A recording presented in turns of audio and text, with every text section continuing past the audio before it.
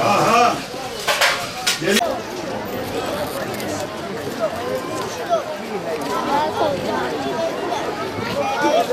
Ayakkabı çıkart. Bayanların ziyaretçilerinden bir miktar para kaydırmış. Bayanlar Allah rızası.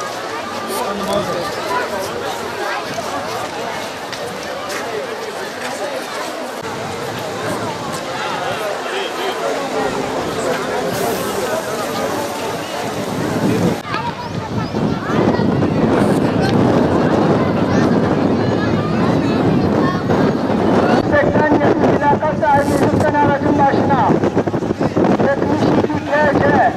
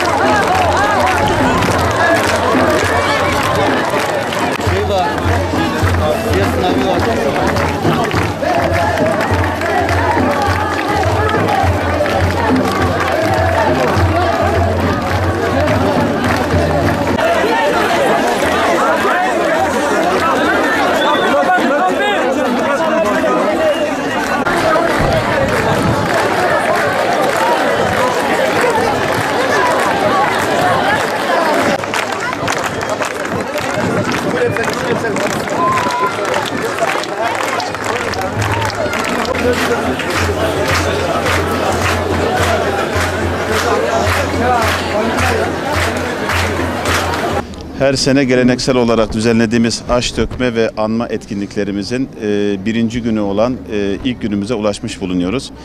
Bugün misafirlerimize bir hoş geldin deyip onlarla oturup uzaktan gelenlerin hal hatırını sorup beraber dualar okuyacağız Allah'ın izniyle. Biraz hava muhalefetimiz var ama çok güzel baharın son mevsim yağmurlarını alıyoruz. Hiçbir aksaklığımız yok. Çok da rahat geçiyor, çok da güzel geçiyor. Yani daha önce de ifade ettim, Soma'daki yaşanmış olaydan dolayı biraz buruk geçiyor ama mümkün mertebe kalan yerden devam edeceğiz inşallah. Bunu ülkemize gelen barış, huzur ortamına bağlıyoruz. Doğu, Güneydoğu insanlığın misafirperverliğine bağlıyoruz. İnsanlarımızın batıdan, dışarıdan gelen misafirlerimize daha güzel yürek açtığını, kucak açtığını ve bir kardeş köprüsü kurulduğuna bağlıyoruz. Biz Diyarbakır'dan geliyoruz. Biz her sene ayın 24'ü buradayız. Bu Şeyh Kasım Zilan'ı mekanını ziyaret etmek için geliyoruz. Türkiye'nin her tarafından gelen arkadaşlarımız var, kardeşlerimiz var.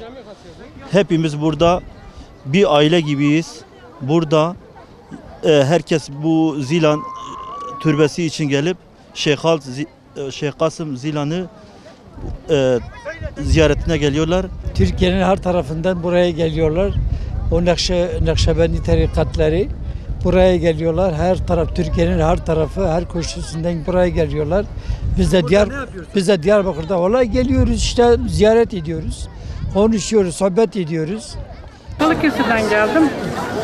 Şeyimizi görmeye geldim. Geldik. Çocuklarımla, arkadaşlarımla beraber geldik buraya. Kaç gün burada kalıyorsunuz? 2 gün kalacağız. Pazar günü dönüşümüzü yapacağız.